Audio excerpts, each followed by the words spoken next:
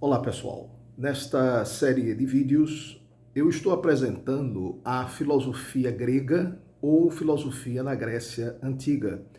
No vídeo anterior nós falamos sobre a filosofia grega no seu primeiro período, que foi o período pré-socrático.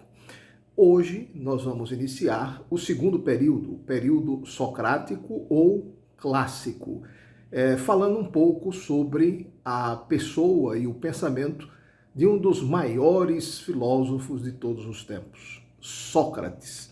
Sócrates nasceu e viveu em Atenas, que era uma cidade cultural, uma cidade do mundo da cultura, da ciência, da filosofia.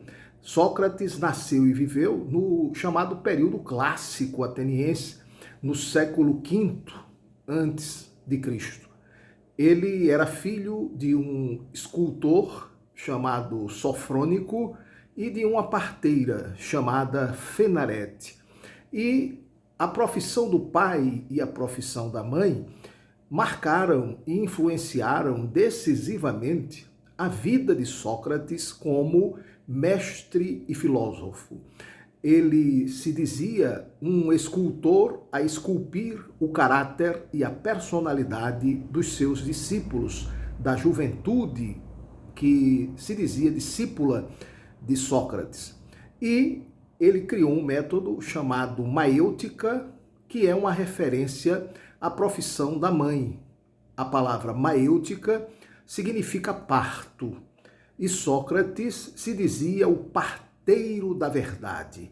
Ele fazia com que os seus discípulos parissem a verdade, os conceitos, ou seja, era o parto mental das ideias, maêutica. Então, Sócrates, com esse método da maêutica, se tornou um profundo questionador da realidade de sua época, o que incomodava bastante os seus adversários e acabou levando Sócrates à morte.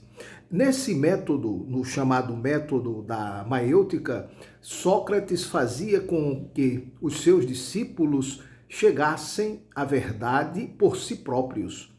Ele começava a encadear de forma ordenada e estruturada uma série de perguntas, pergunta após pergunta, vários questionamentos, e os seus discípulos iam respondendo até chegar àquilo que era considerado como a verdade para Sócrates. Ou seja, ele dizia que o discípulo pariu, deu à luz a verdade ao conceito. Era o parto mental, era a maêutica, a ideia, a verdade, o conceito. Então, esse método, chamado de maêutica socrática, ele utilizava com os seus discípulos, mas ele transformava esse método da maêutica no método da ironia socrática, quando ele dialogava com os seus adversários. Com os jovens discípulos, a maêutica.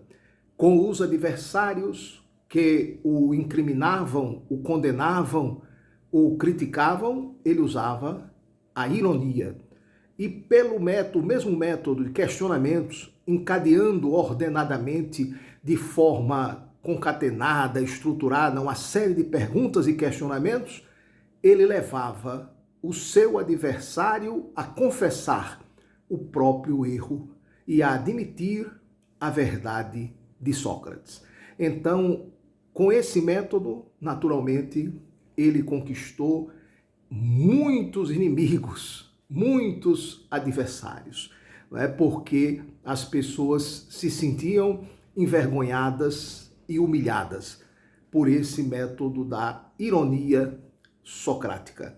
Sócrates se fazia de ignorante, de que nada sabia, só sei que não sei nada, ele sempre dizia isso, e começava a perguntar, até que os adversários confessavam o seu próprio erro e admitiam a verdade de Sócrates. Sócrates usou como o seu lema filosófico uma frase que está no oráculo de Delfos, a frase Noscete ipsum, que significa conhece-te a ti mesmo. Conhece-te a ti mesmo. O Sócrates dizia que esse autoconhecimento levava o ser humano à perfeição. Não é? O conhecimento do ser humano é o objetivo principal de todas as especulações de Sócrates.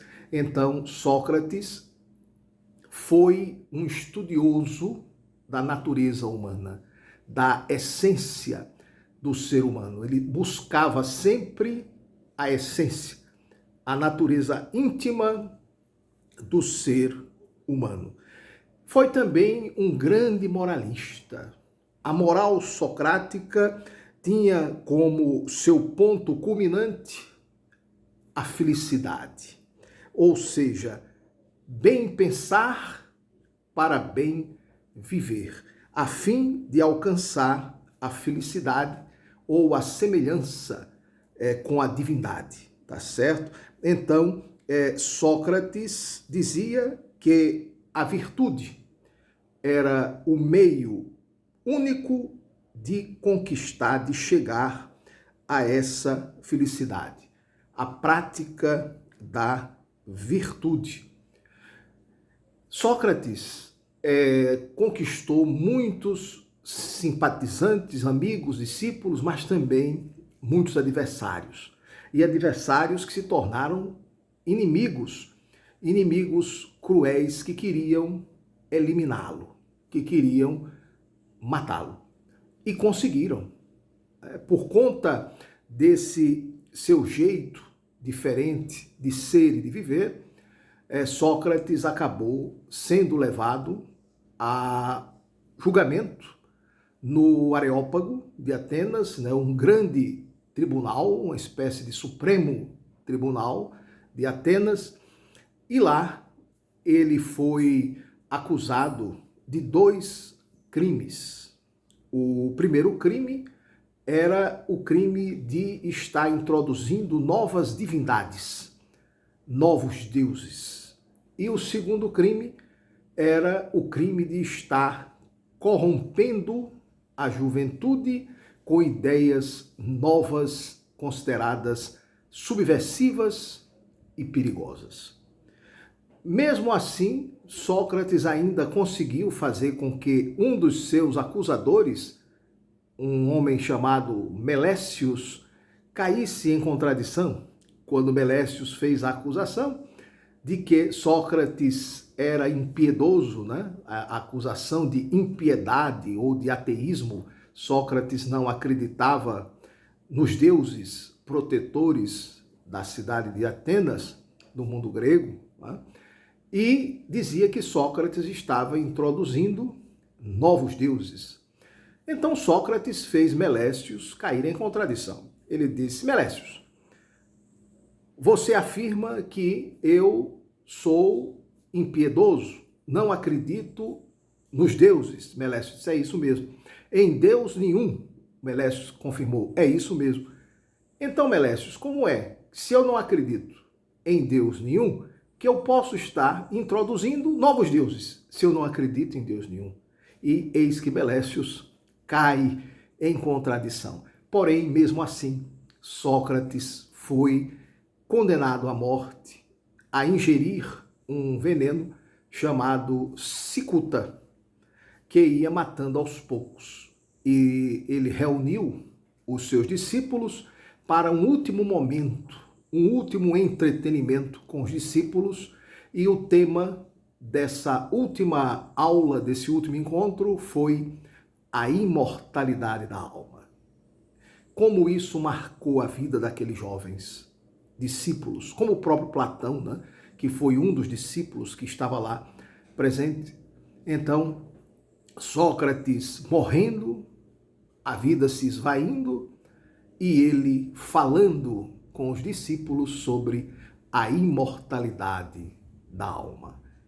Deve ter sido um momento muito, muito marcante para aqueles jovens atenienses, discípulos de Sócrates.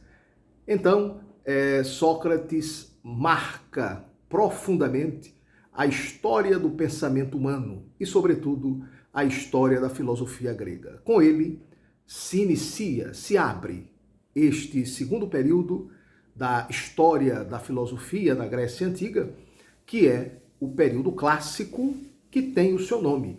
É conhecido também como o período socrático. E aí, gostaram?